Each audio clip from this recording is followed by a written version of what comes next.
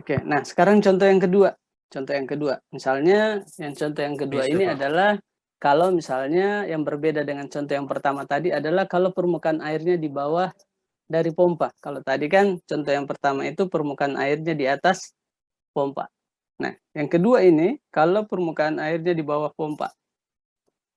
Nah, Anda tinggal hitung sama dengan rumus yang dipakai sebelumnya. Anda perlu tahu berapa HA-nya.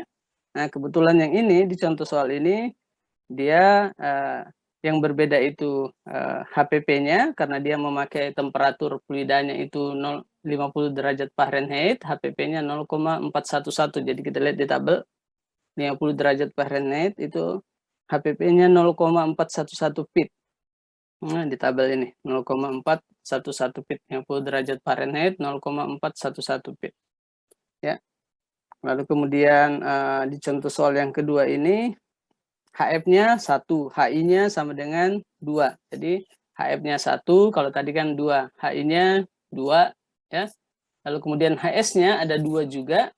HS yang pertama itu 8, HS yang kedua itu 14. Lalu kemudian HA-nya juga berubah, ya. Dia cuma hitung di sini karena dia berada 7.000 feet di atas permukaan air laut, ya. 7.000 feet di atas permukaan air laut, maka HA-nya itu 26,2 feet. Jadi ingat bahwa HA ini, head atmosphere ini sangat tergantung di mana posisi dari instalasi tersebut dipasang, ya. Nah, di mana jadi ini adalah merupakan berapa tekanan udara sekeliling, ya. Ini tergantung dengan tekanan udara sekeliling atau tekanan atmosfer di mana dipasang. Ingat makin tinggi kita makin tinggi kita di permukaan bumi ini, maka tekanannya akan makin turun, ya, makin turun. Makanya kemudian di sini HA-nya turun dia karena sebelumnya itu misalnya dia dekat dengan permukaan air laut, nah sekarang dia naik ke ketinggian 7.000 meter, ya, naik ke ketinggian 7.000 meter, maka 7.000 feet, sorry maksudnya, maka dia punya HPP itu HA itu turun, ya, 26,2 feet. Nah, bagaimana menghitung NPS HA-nya? Anda tinggal masukkan rumus yang sama, ya. Nah, NPS HA itu HA ditambah HS1, kita mulai dulu dari HS1 dikurang HPP, dikurang HF, dikurang HI. Nah, yang berbeda tadi bahwa HA-nya itu 26,2, ini sudah ada 26,2, lalu kemudian HS-nya tadi adalah yang pertama HS1 adalah 8. Anda bisa lihat ini adalah HS1. Statik. Statik 1 itu 8. HS kedua itu 14. Nah, untuk HS1 itu 8, ingat bahwa karena ini berada di bawah dari center line pompa, maka dia menjadi minus. Sekali lagi, karena dia berada di bawah center line pompa levelnya, maka dia menjadi nilainya minus. Lalu kemudian HPP-nya tadi 0,411, dari data HF-nya juga 1, dari data HI-nya juga 2 dari data. Anda tinggal jumlahkan menjadi 14,8 feet. 14,8 feet. Nah, bagaimana kemudian untuk HA-nya adalah HS-nya sama dengan 14, Anda bisa lakukan hal yang sama. Ini kebetulan satuannya feet, ya.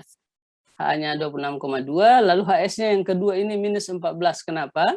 Karena dia juga berada di bawah permukaan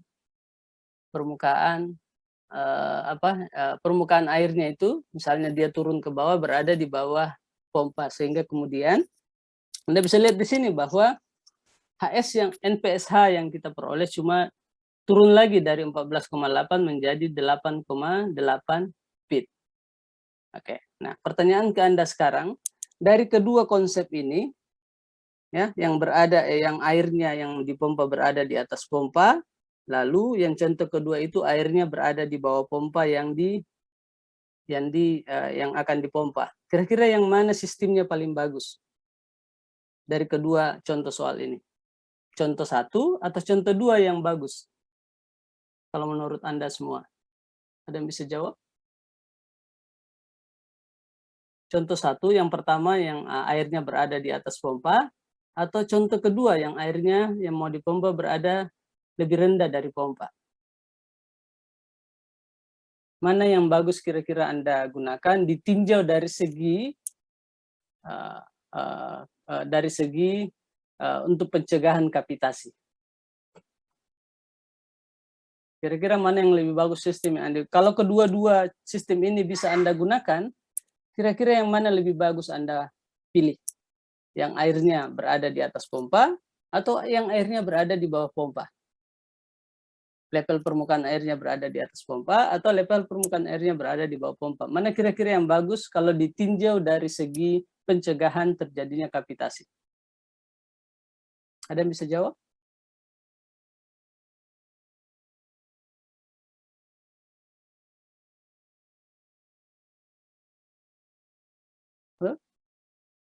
Ada yang bisa jawab enggak?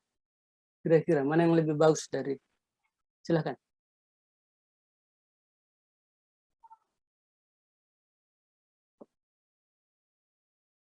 Halo, semua? Ada yang bisa jawab?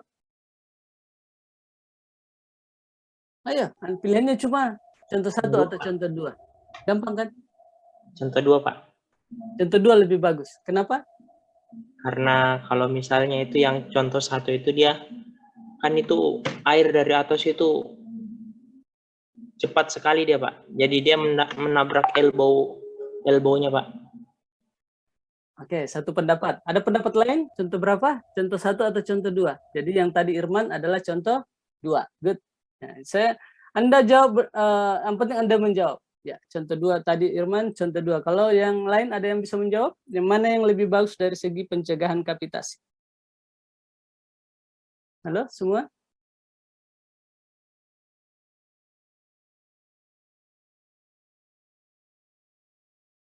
Nah, sekali lagi ya. Oke, thank you Irman. Ya, Irman yang mau menjawab. Jadi, ingat bahwa NPSH ini harus lebih besar dari NPSHR. Nah, dari kedua contoh ini, kira-kira mana yang lebih besar NPSH-nya? Yang pertama itu 44, contoh 1 itu 44 dan 35. Yang contoh kedua itu NPSH-nya itu adalah 14 dan 8, 8,8. Itu artinya, jadi saya koreksi jawaban Irman, yang benar, yang paling bagus adalah kalau airnya itu berada di atas pompa. Kalau misalnya memungkinkan letak airnya itu lebih tinggi dari pompa, maka itu akan lebih bagus untuk pencegahan kapitasi. Kenapa? Karena NPSHA yang dibuat oleh sistem tersebut bisa besar. Karena kita menjaga jangan sampai pompa yang Anda pilih itu NPSHR-nya juga tinggi. Nah, kalau dia besar NPSHA-nya, itu akan lebih bagus. Makin besar NPSHA-nya akan makin bagus untuk pencegahan kapitasi. Jadi thank you Irman tadi sudah jawab, tetapi saya akan cuma mengoreksi bahwa yang bagus kalau posisinya berada di atas pompa, ya, posisinya berada di atas pompa. Jadi kalau misalnya kedua pilihan ini ada, Anda pilihlah pilihan yang pertama karena dia akan mendapatkan NPSHA yang lebih besar. Oke? Bisa kira-kira semua?